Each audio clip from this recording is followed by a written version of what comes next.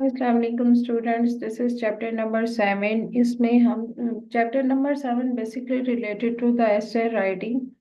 एसे writing में basically ये होता है कि आपको एक स्ट्रक्चर प्रिपेयर करना होता है। देन आपको अकॉर्डिंग टू द स्ट्रक्चर आपको ऐसे राइट करना होता है। तो ऐसे के स्ट्रक्चर में बेसिक जो होती बेसिक्स मैं आपको बता देती हूँ। उसमें सबसे पहले ये होता है कि आपको इंट्रोडक्शन लिखना होता है, जो कि 20 to 40 लाइन्स का होता है। उसके अलावा मेन बॉडी होती है। मेन बॉडी में एटलीस्ट आपको 3 पैराग्राफ्स लिखने होते हैं, और उन 3 पैराग्राफ्स में आपका जो नंबर ऑफ वर्ड्स हैं वो I think so 25 to 45 words होने चाहिए। Sorry, I forgot, 50 to 70 words होने चाहिए। आपके 50 to 70 वर्ड्स होने चाहिए एक पैराग्राफ में। इस तरह आपके 150 वर्ड्स एटलीस्ट आपके मेन बॉडी के होने चाहिए। और उसके बाद कंक्लूजन सेम एज उसमें भी आपके 25 to 40 वर्ड्स होने चाहिए। ये आपका ऐसे राइटिंग का स्ट्रक्चर है। और उसमें ऐसे राइटिंग का स्ट्रक्चर में हमने चैप्टर नंबर 5 में सेंटेंस में काम किया था कि सेंटेंस को किस तरह से हैंडल करना है हमने। जो है ऐसे राइटिंग में। और यहाँ पर लेसन नंबर 1 में भी सेम थिंग है कि हमने अपने सेंटेंसेस को किस तरह से स्ट्रेंथन करना है। स्ट्रेंथन करने के लिए सबसे पहले तो हम लोगों को ये चीज़ क्लियर होनी चाहिए कि हमारा जो सेंटेंस है वो क्लियर और लॉजिकल होना चाहिए। आई मीन कि आपका जो सेंटेंस है उसमें जो थॉट आप एक्सप्रेस करने जा रहे हैं वो क्लियर होनी चाहिए। और logical means to say that it should be interconnected with the main subject. आपका जो मेन सब्जेक्ट है ऐसे राइटिंग का जो टॉपिक है उससे इंटरकनेक्टेड होने चाहिए। आप अपनी जब रिव्यू करें अपने ऐसे का तो आपको ये इमेजिन करना चाहिए कि आप फर्स्ट टाइम रीड कर रहे हैं। वाइल आपने ऐसे खुद ही लिखा है, लेकिन आप उसको इस तरह रीड करें like you are reading some other ones writing. तो उसके अलावा जो है अपने सेंटेंसेस आपके करेक्ट होने चाहिए। एरर और स्ट्रक्चर और पंक्चुएशन में एरर नहीं होनी चाहिए। स्ट्रक्चर मीन्स आपका सब्जेक्ट पहले और वर्ब ही बाद में होना चाहिए। Don't like to change the structure of the sentence, और use of punctuation must be correct. और उसके बाद आपके सामने ये एक पैराग्राफ आया है। इस पैराग्राफ में आप देखिएगा कि कुछ थॉट्स हैं जो इलॉजिकल लिखी गई हैं। मीन्स जो सीक्वेंस है ना सेंटेंस की वो रॉन्ग है। उसमें कोई भी जो है ना सीक्वेंस नहीं नजर आएगी आपको। और ये बेसिकली पैराग्राफ जो है वो follow pre writing and drafting plan like one page. अच्छा जी, ये पैराग्राफ यहाँ पर ये दिया गया, ये वाला पैराग्राफ है, ठीक है। ये इनकरेक्ट पैराग्राफ है। फर्स्ट ऑफ ऑल तो इसमें जो आपका जो सेंटेंसेस है वो सेंसिबल होने चाहिए, यानी वो उसमें कोई सेंस क्रिएट होनी चाहिए। सेकेंडली आपका सेंटेंस क्लियर होनी चाहिए। थर्डली आपको ये चीज़ क्लियर करना है कि आप टू वर्डी नहीं होना, आपने कम प्रोफाउंड और प्रिसाइज वर्डिंग यूज करनी है। और जो है कंफ्यूजिंग वर्ड्स से गुरेज करें। कोई भी ऐसा वर्ड ना लिखें जिसकी मीनिंग में या जिसके यूज में आपको कोई कंफ्यूजन है। और पंक्चुएशन को इंसर्ट और डिलीट, पंक्चुएशन आप जो है जब रिव्यू करते हैं ना अपने आइडियाज को, अपने ऐसे को, आप पंक्चुएशन इंसर्ट भी कर सकते हैं, डिलीट भी कर सकते हैं। सो दैट आपको उसके लिए पंक्चुएशन का राइट यूज क्लियर होना चाहिए। आप वर्ड्स भी चेंज कर सकते हैं, सेंटेंस का स्ट्रक्चर भी चेंज कर सकते हैं। ये सारी जो है आप री राइटिंग में सब कुछ कर सकते हैं। ये रहा हमारा वो ऐसे जिसमें आपको जो है कोई भी चीज क्लियर नहीं नजर आएगी। Actually the only problem in the paragraph is that sentence are not in logical order, and the second one problem is that the main idea is not clear. ये दो प्रॉब्लम है। इस ऐसे को आप राइट करेंगे, सॉरी रीड करेंगे, तो then you will get clear these things. बस इतना सा ऐसे होगा। सॉरी, ऐसे नहीं है ये मोहम्मद। पैराग्राफ है। ये पैराग्राफ है जस्ट टू हम्म। आपको ऐसे रीड। ऐसे कितने वर्ड्स का लिखना है? 300? कितना? यस, एटलीस्ट 250 to 350 वर्ड्स का होना चाहिए आपका ऐसे। ये बेसिकली एक पैराग्राफ है जिसमें आपको ये चीज क्लियर की जा रही है कि आप किस तरह के आइडियाज को किस तरह से इनकरेक्ट लिख सकते हैं, या आपके आइडियाज अगर इस तरह से इलॉजिकल ऑर्डर में होंगे या सीक्वेंस में नहीं होंगे तो वो किस तरह से अनक्लियर लगेगा, उसमें मेन आइडिया आपको मिसिंग लगेगा। और उसके बाद ये देखें, सेम सेम पैराग्राफ है, उसमें ये जो अंडरलाइन वर्ड्स है ये ऐड किए गए हैं, and your paragraph is more clearer, more vivid and more understandable. अब देखिए यहाँ पे सिर्फ उसने कॉमा ऐड किया है, यहाँ पे स्मेल वर्ड ऐड किया है, ये छोटी छोटी वर्डिंग ऐड की है, तो आपका जो पूरा स्ट्रक्चर है वो क्लियर हो गया है। और उसके बाद जो है यहाँ पर हम लोगों के पास कुछ ये बेसिकली ये रिवीजन मार्क्स हैं, this revision marks are not related to you, because ये जो है ये जब in the starting of GED जब करवाया जाता था तो उस वक्त ऐसे राइट किया जाता था, तो ये सिर्फ डायरेक्शंस हैं कि आपने ऐसे को राइट करते हुए उसको कैसे हैंडल करना है। मैम तो अब ऐसे राइटिंग करेंगे हम? अब आप ऐसे टाइप करेंगे ना, राइट नहीं करेंगे। ओके। और इसमें ये देखें, ये जब आपने ऐसे को रिवाइज करेंगे उसमें ये वाली मिस्टेक, ये वाला जो है ये चेकलिस्ट के अकॉर्डिंगली आपने रिव्यू करना है। ये अगर आप चेकलिस्ट को देख लेते हैं तो आपको क्लियर हो जाएगा कि किस तरह से फ्रैगमेंट जो आपने चेकलिस्ट को अपने ऐसे को या अपने पैराग्राफ को किस चेकलिस्ट पे आपने रिव्यू करना है। ये चेकलिस्ट है लाइक फ्रैगमेंट, रन ऑन्स और कॉमा सप्लाइजेस को हम देख चुके हैं। ये टोटल पंक्चुएशन बेस है कि आपकी पंक्चुएशन क्लियर है, आपने कोऑर्डिनेशन और सबऑर्डिनेशन जो हैं वो ठीक यूज की हुई है, कंजक्शंस आपने ठीक यूज की हुई है, मिसप्लेस और टेंशनिंग मॉडिफायर्स ठीक है। और उसके बाद आपका स्ट्रक्चर पैरेलल स्ट्रक्चर में तो कोई प्रॉब्लम नहीं है। ये चीजें जो हैं ये आपने चेकलिस्ट पे चेकलिस्ट के अकॉर्डिंगली आपने अपने ऐसे के स्ट्रक्चर में चेक कर लेनी है। और उसके बाद इसकी प्रैक्टिस में देखिए कि अभी इसकी प्रैक्टिस जो है सेम थिंग है, एक पैराग्राफ है और उसको आपने रीराइट करना है और उसमें अकॉर्डिंग टू चेकलिस्ट आपने सारी चीजें ऐड कर देनी है। और उसके बाद ये है जनाब chapter number sorry lesson number 2, how to improve the organisation. अच्छा, आपका सेंटेंस का प्रॉब्लम क्लियर हो गया। सेंटेंस के बाद आपको सेंटेंस को how to organise the sentences, हमने सेंटेंस को ऑर्गेनाइज कैसे करना है। फर्स्ट ऑफ ऑल तो आपकी ये रिस्पॉन्सिबिलिटी बनती है कि आप अपने सेंटेंस को इस तरह ऑर्गेनाइज करें कि आपका मेन आइडिया जो है वो रीडर को क्लियर हो जाए। और सेकेंडली आपका जो पैराग्राफ का ब्रेक फॉल है ना वो राइट प्लेस पे हो। लाइक आप एक पैराग्राफ को लिख रहे हैं, उस सेम पैराग्राफ में जो आइडिया दिया गया उसको एविडेंट करने के लिए आपको एग्जाम्पल देना पड़ गया, एग्जाम्पल आप सेकंड पैराग्राफ में दे के जा रहे हैं, तो so this is the wrong, this is the wrong structure.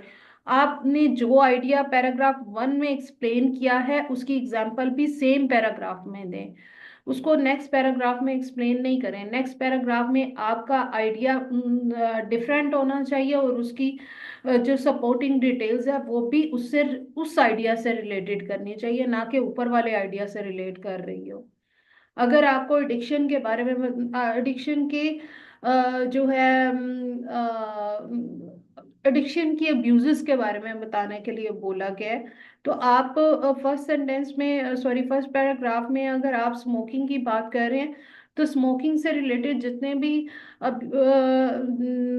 Human damages हैं या जितने भी डिसएडवांटेजेस होते हैं वो सारे, या जो इफेक्ट्स ऑन ह्यूमन बीइंग होते हैं, तो वो आप सेम पैराग्राफ में एक्सप्लेन करेंगे, ना कि आप अल्कोहल में सॉरी सेकंड पैराग्राफ में आप अल्कोहल को एक्सप्लेन कर रहे हैं तो अल्कोहल के साथ आप क्या कर रहे हैं कि स्मोकिंग की भी डिमेरिट्स को, स्मोकिंग की जो है इफेक्ट्स ऑन ह्यूमन बीइंग जो है उसको भी एक्सप्लेन करना शुरू कर दें। No, not like that.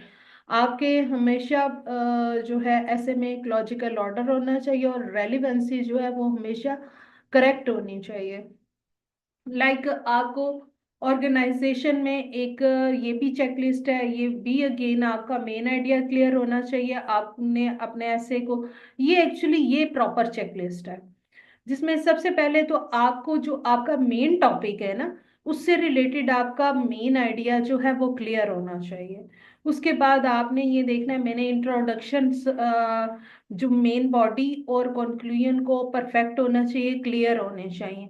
आपका इंट्रोडक्शन अलग होना चाहिए, कंक्लूजन अलग होना चाहिए, मेन बॉडी अलग होनी चाहिए। और उसके बाद आपने ये देखना है कि मैंने जो अपने पांचों पैराग्राफ लिखे हैं वो करेक्ट हैं और हर एक पैराग्राफ के पास उसका अपना मेन आइडिया है। आपने किसी भी तरह से दो पैराग्राफ्स को आपस में वो कंफ्यूज नहीं होने देना, सबमिट नहीं होने देना, आपने कंबाइन नहीं करना, सबको सेपरेट रखना है। हर एक मैम पैराग्राफ का टॉपिक सेंटेंस क्लियर होना चाहिए। और सबसे मैम, पहले ऐसे को पैराग्राफ में लिखना है, मीन्स के 5 पैराग्राफ होंगे जी में 5 लिखेंगे। पैराग्राफ होंगे। सबसे पहले आपने हम्म। इंट्रोडक्शन का पैराग्राफ लिखना है, उसके बाद मेन बॉडी के 3 पैराग्राफ होंगे और सबसे एंड पे जो है कंक्लूजन का पैराग्राफ होगा। और पैराग्राफ के ओके मैंने मुझे आप मुझे एक बात बताएं कि इसका जो सा 200-250 से वर्ड से ज्यादा एक्सीड कर सकते हैं, लाइक 300 350 इतना हो सकता है? नहीं, आप एक्सीड कर सकते हैं। If you have time you can write more. Time बहुत है। 45 मिनट्स है ना, 45 मिनट्स में अगर आप 350 से अबव वर्ड्स लिख सकते हैं तो यस यू कैन। मैं जो उनसे ना, मैं अपनी वो छोड़े है, रिकॉर्डिंग हो रही है, मैं लिख सकता हूँ, कोई मसला नहीं है। ओ आई सी। तो ठीक है, उसमें ये है कि आपका जो है पैराग्राफ टू पैराग्राफ भी आपने उसकी ट्रांजिशन को उसका जो फ्लो है, राइटिंग का जो फ्लो है उसको सिर्फ आपने सेंटेंस टू सेंटेंस चेक नहीं करना, आपने पैराग्राफ टू पैराग्राफ भी अपने राइटिंग फ्लो को बैलेंस रखना है। और लास्ट वन थिंग कि जब आप एक पैराग्राफ से दूसरे पैराग्राफ में स्विच करें, एक आइडिया से दूसरे आइडिया में स्विच करें, हमेशा ट्रांजिशन का यूज करें। क्योंकि trans use of transition, use of conjunction will be put a heavy effect on your essay. आपके ऐसे पर इसका एक हैवी इफेक्ट होगा जब आप कंजक्शंस और ट्रांजिशंस को अच्छे से यूज करेंगे। अच्छा मैम, जनाब। जी जी। आज तक जितने ऐसे आए हैं उसके में कोई टफ टॉपिक होगा? अभी तक जो के मीन्स मेरे स्टूडेंट्स हैं उसमें सिर्फ एक ही स्टूडेंट थे, मोइज खालिद। उनको ओके। ना माइनिंग और डायमंड के बारे में ऐसे आया था। उसके अलावा आज तक किसी स्टूडेंट को टफ टॉपिक नहीं आया। सबको डिफरेंस आते हैं? जी सबको डिफरेंट टॉपिक आते हैं। मोस्टली जो है सोशल इश्यूज पर होते हैं और एजुकेशनल टॉपिक होते हैं या पॉलिटिकल टॉपिक होते हैं, अभी तक जो मेरे एक्सपीरियंस में टॉपिक्स हैं। पर्सनल हाँ। लाइफ पे नहीं होता है? अगर वो हो जाए तो मैं तो 400 क्या 600 पे लिख दूँ। नहीं, पर्सनल लाइफ पे बहुत कम ऐसे होता है अभी तक, वैसे मेरे एक्सपीरियंस में मैंने नहीं देखा पर्सनल लाइफ पे ऐसे आना मैंने। चाहिए वैसे। हाँ होना तो चाहिए, लेकिन ऐसे ऐसे ना ज्यादातर आपको आइल्स में या आपको ऑक्सफोर्ड का जो हम्म, टेस्ट होता है इनमें आता है। हम्म। लेकिन इसमें जो है मोस्टली आपको सोशल इश्यूज पे ऐसे आ रहे होते हैं या आपको एजुकेशनल बेस होते हैं, पॉलिटिकल बेस ज्यादातर होते हैं। एजुकेशन बेस्ड होते हैं इसमें, हाँ जो आर्टिकल ज्यादातर में मिलते हैं। एजुकेशनल नहीं, हम्म। इसमें सोशल इश्यूज पर भी मैंने काफी ऐसे देखे हैं। मैम, पॉलिटिकल्स में क्या लिखेंगे आप? पॉलिटिकल में से political problems with public simple ऐसे होता है यार, उसमें हम सिंपली बता सकते हैं कि एक पब्लिक को गवर्नमेंट से क्या प्रॉब्लम्स आ सकती हैं और गवर्नमेंट की क्या रिस्पॉन्सिबिलिटीज हैं जो वो होनी चाहिए लेकिन वो नहीं परफॉर्म ऐसे करती। ऐसे तो सिंपल होता है, लेकिन उसमें जो 300-400 वर्डिंग लिखनी होती है, वो पूरी वो करनी मुश्किल थोड़ा होती है। आपको चैलेंज करती है। वो चैलेंज होता है, लेकिन कंक्लूजन बता दें, टॉपिक इजी कंक्लूजन होते हैं, इतने मुश्किल नहीं होते हैं। वो आपको actually there will be no one word और टू वर्ड टॉपिक और a topic a sentence topic, there will be a complete passage। अच्छा, हाँ वो एक पैसेज तो पूरा वो नहीं, मेरी बात सुने, वो जो पैसेज हमें देंगे मैंने उसको ऐसे में उसको फिक्स कर देना है। exactly, there will be a उस complete passage, you have to capture the basic subject of the essay। आपको essay में से एक जो टॉपिक है अपने essay का, उस पैराग्राफ में से खुद कैप्चर करना है। आपको उसका खुद मेन आइडिया जो है क्लियर करना है, और आपको सारा काम आपको खुद करना है। आपके सामने सिंपली एक मतलब सिंपल एक पैराग्राफ भी हो सकता है, दो पैराग्राफ भी हो सकते हैं, जिसमें आपको कंपेयर एंड कंट्रास्ट जनरेट करना हो सकता है। ओके मैम, कंक्लूजन में हम क्या लिखेंगे? कंक्लूजन में सिंपल आपने अपना ओपिनियन देना है कि भाई इस सब्जेक्ट को लेके मेरा ये ओपिनियन है। लाइक इन लास्ट इज एक स्टूडेंट को ऐसे आया था को एजुकेशन पे, तो को एजुकेशन पे आपका जो भी ओपिनियन है, means if you feel that कि को एजुकेशन शुड बी देयर, तो आप अपना ओपिनियन दे देंगे भाई को एजुकेशन मैम, होनी लेकिन चाहिए। हमारा ओपिनियन मैटर करता होता तो जरूर, लेकिन मैटर ही नहीं करता। नहीं मसला ये नहीं, है। आपने डेफिनेटली यहाँ पर मैटर नहीं आपका ओपिनियन मैटर नहीं करता, लेकिन ऐसे में आपका ओपिनियन चाहिए, because it's a hmm. Creative writing, and creative writing only based on your thought, your opinions, your recommendation and your judgement as well. Okay ma'am. जैसे स्टार्ट में इंट्रोडक्शन में आपने राइटर का ओपिनियन बताना है कि what the writer know and what the writer want to express about the subject. Writer आपको subject से रिलेटेड क्या कह रहा है, आपको राइटर का ओपिनियन क्या है। आपने अपने सब्जेक्ट को इंट्रोड्यूस करना है। लाइक अगर को एजुकेशन के ऊपर ऐसे आ रहा है, तो आप लिख सकते हैं कि coeducation, first of all you need to explain what's the coeducation, और उसके बाद आपने इंट्रोडक्शन में राइटर का बताना है। मींस आपको पैराग्राफ में राइटर ने को एजुकेशन के बारे में राइटर का ओपिनियन क्या है, and then you have to explain the main body के how co-education work in the society, how co-education work in the universities, or how co-education beneficial or has beneficial तो कहीं भी नहीं demerit। होती। मैं तो दुआ करता हूँ मुझे वो आ जाए, बैड हैबिट वाला आ जाए। उसमें मैंने अजीब गरीब, उसमें मेरे पास बड़े ज्यादा है, मैं लिख दूंगा। हाँ कोई भी ऐसे आ सकता है, कोई भी ऐसे आ सकते हैं। दुआ करे ना मेरे लिए बैड हैबिट है, ओके हैबिट वाला आ जाए। Okay then, okay let's move on. तो यहाँ पर जनाब आपके पास ये देखें, ये देयर इज द प्रॉब्लम। ये है कि इसमें ये पैराग्राफ है, इसमें मेन आइडिया भी है, लेकिन जो है सेंटेंस जो है पैराग्राफ में ऑर्गेनाइज्ड नहीं है। ठीक है, ऑर्गेनाइज्ड नहीं है। जो बात पहले करनी थी वो बाद में की गई है, और जो बात बाद में करनी थी वो पहले की गई है। लाइक इसको आपने ये सिर्फ there it's just an example to understand how to organise the sentence into the paragraph. आप इसको रीड आउट करेंगे, then you will be clear that कि आपका जो है आपको किस तरह से आपकी एक ऑर्डर, एक सीक्वेंस होनी चाहिए सेंटेंस की एक पैराग्राफ के अंदर। और एक चीज आपको यहाँ पे एक टिप बताते चलूं कि आपका जो मेन आइडिया है ना, मेन आइडिया, हर पैराग्राफ का अपना एक मेन आइडिया होता है, और उस मेन आइडिया को आपने मस्ट बी फर्स्ट 3 लाइंस में, पैराग्राफ की फर्स्ट 3 लाइंस में मस्ट बी एक्सप्लेन कर देना, and then you will display the other details, so sorry, supporting details to the main idea। और यहाँ पर प्रैक्टिस 2 में भी आपके पास सेम जो है ये बार बार आपके पास चेकलिस्ट आएगी, क्योंकि ये चेकलिस्ट के ऊपर ही आपको, ये आपने जब अपने ऐसे को रिव्यू करने हैं ना, ये चेकलिस्ट आपके माइंड में होनी चाहिए। आपने मेन आइडिया अपना क्लियर करना है। उसके बाद क्या आपको आपको जो सब्जेक्ट, जो प्रॉब्लम आपको बताई गई है, जो आपका सब्जेक्ट है, उससे रिलेटेड आपका मेन आइडिया जो है वो क्लियर होना चाहिए। आपका ऐसे का स्ट्रक्चर क्लियर होना चाहिए। आपके पैराग्राफ की वेरिएशन जो है वो करेक्ट होनी चाहिए।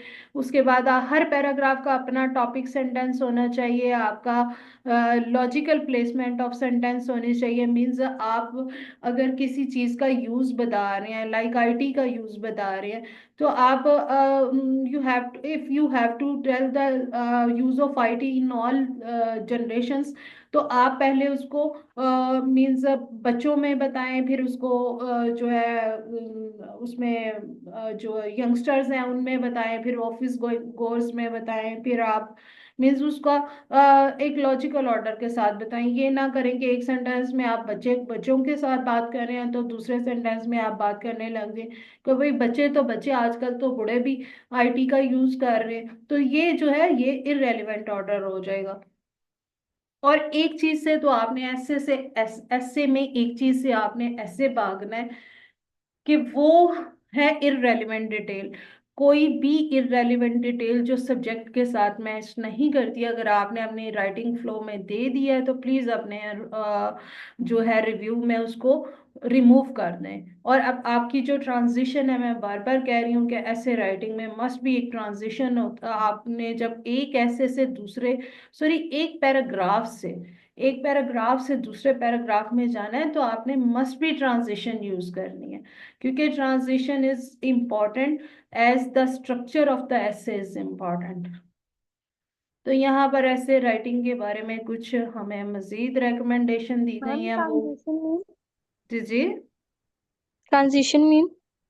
ट्रांजिशंस समय ना, वो जो हमने चैप्टर नंबर 5 में कंजक्शंस पढ़े थे ना, जो दो सेंटेंसेस को आपस में जोड़ने के लिए यूज होते हैं, उसके बाद हमने हम्म। ट्रांजिशंस पढ़ी थी। और वो ट्रांजिशंस क्या थी, जो जब आप एक पैराग्राफ से दूसरे पैराग्राफ में स्विच करते हैं तो आपको कुछ वर्ड्स होते हैं, स्पेसिफिक वर्ड्स होते हैं, जो आपने हर पैराग्राफ को शुरू करने से पहले वो वर्ड्स यूज करने होते हैं अकॉर्डिंग टू योर सिचुएशन।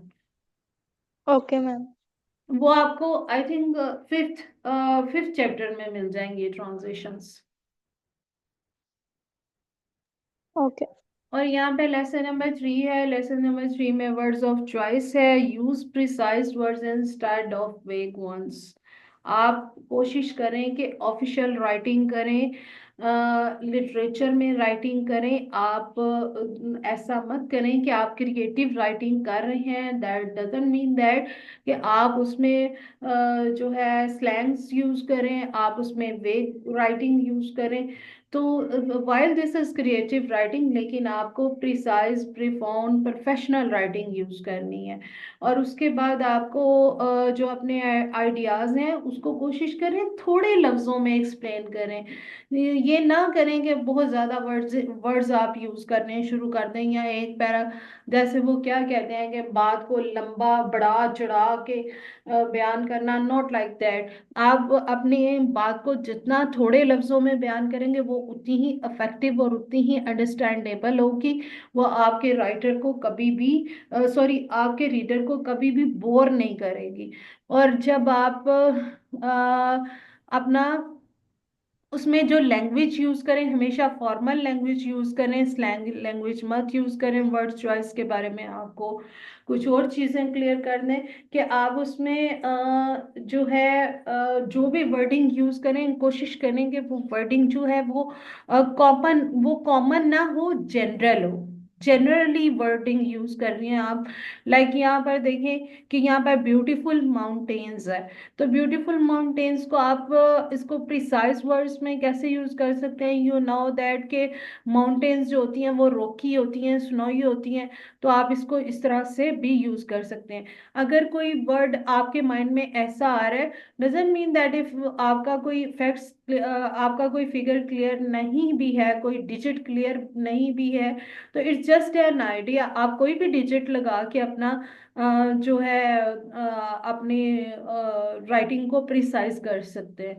कोई जो है अज्यूम कर लें किसी भी डिजिट को, like team to took a long hike. वो हाइक मैक्सिमम 12 मील की हो सकती है। अगर आपके माइंड में है तो आप यहाँ पर 12 यूज कर सकते हैं। लाइक ही वॉक थ्रू, अब वॉक को आप मेंडेड में यूज कर लें, कवर्ड को आप कारपेटेड में यूज कर लें। तो ये जो है ये सिंपल आपका वेग से प्रिसाइज में कन्वर्ट हो जाएगा। क्या आप कोशिश करें कि आप थोड़ा ऐसे राइटिंग लिखते हुए थोड़ी सी अपनी जो राइटिंग है उसको प्रिसाइज कर लें। और same again again same thing, not need to too wordy. आप जितने थोड़े वर्ड्स में अ, अपना फीलिंग एक्सप्रेस करेंगे वो उतनी ही क्लियर, उतनी ही अंडरस्टैंडेबल और उतनी ही इंटरेस्टिंग होगी। लाइक यहाँ पर कुछ एग्जांपल्स हैं जिसमें ये दो एग्जांपल्स हैं जिसमें बहुत लंबे आइडिया को बहुत छोटी और प्रिसाइज वर्डिंग में कन्वर्ट किया गया है। उसके बाद स्लैंग मत यूज करें। लाइक यहाँ पर hit the road, team is going to hit the road, that's not good. Team is going to leave town at 7 tonight. मतलब हिट द रोड बेसिकली ये जो होते हैं ना, आप लोग क्या कर रहे होते हैं, इडियमेटिक फ्रेजेस यूज कर रहे होते हैं। तो अगर आप उसको इडियमेटिक फ्रेजेस को यूज करने की बजाय यहाँ आप इस तरह की कोई फ्रेजेस, क्योंकि फ्रेजेस जो होते हैं वो सबके लिए क्लियर और अंडरस्टैंडेबल नहीं होते, आप उसके लिए फॉर्मल लैंग्वेज को यूज कर लें। तो यहाँ पर ये एक और एग्जांपल है हमारे पास। ये देखें, he is totally clueless about direction. अब देखें, क्लूलेस मीन्स उसे कोई क्लू ही नहीं मिल रहा। अगर आप उसको फॉर्मल में कर लें तो डिफिकल्टी टू अंडरस्टैंड। अगर आप ये वर्ड यूज कर लें तो ये ज्यादा आपके आइडिया को ज्यादा क्लियर कर देगा। तो इसी तरह इस प्रैक्टिस में ये देखें, इसकी प्रैक्टिस में कुछ प्रैक्टिसेस हैं, ये अंडरलाइन वर्ड्स है, इसको आप प्रिसाइज कर सकते हैं एक सेपरेट शीट पर री राइट करके। और ये वाला पैराग्राफ है जिसमें आपने सब कुछ ऐड करना है, मीन्स इसको दोबारा राइट करेंगे तो आपको आपका रिव्यू का जो अपने ऐसे को रिव्यू करने का जो प्रैक्टिस है वो होगा। और again you will find out the checklist in the last of the lesson कि मैम ये। प्रिसाइज करना इम्पोर्टेंट है? जी जी, नहीं, नॉट इम्पॉर्टेंट लाइक दैट, लेकिन यह है कि अगर आप शुरू से ही अपनी राइटिंग को प्रिसाइज वर्डिंग में रखें, मींस ऐसे वर्ड्स यूज करें जो अंडरस्टैंडेबल हो। मतलब ऐसे यूज वर्ड ना करें, जैसे आप फ्रेजेस मत यूज करें। आप जो है वो वर्ड्स यूज करें जो क्लियर है, जिनका मतलब क्लियर है। ऐसे वर्ड्स जिनका मीनिंग कंफ्यूजिंग है वो वर्ड्स मत यूज करें, तो आपकी राइटिंग ऑटो पे प्रिसाइज हो जाएगी। Okay ma'am. ओके, तो at the end of the lesson you will find out another checklist. Checklist में आपको अगेन बताया गया है कि आपने नाउन और प्रोनाउन यूज करना है, रेगुलर और इरेगुलर वर्ब का सही यूज किया है, सब्जेक्ट वर्ब एग्रीमेंट। ये बेसिकली जो मैंने आपको सेकंड लेसन में चेकलिस्ट दी है ना, वो एक प्रॉपर चेकलिस्ट है। अगर आपको रिव्यू करने के लिए वाकई में चेकलिस्ट को आप नोट डाउन करना चाहते हैं तो सेकंड लेसन की चेकलिस्ट को आप नोट डाउन कर लीजिए। और ये था जनाब हमारा चैप्टर नंबर 7। और इसके साथ जो है हमारा ऐसे राइटिंग का चैप्टर नंबर 7 क्लोज होता है। Thank you so much students.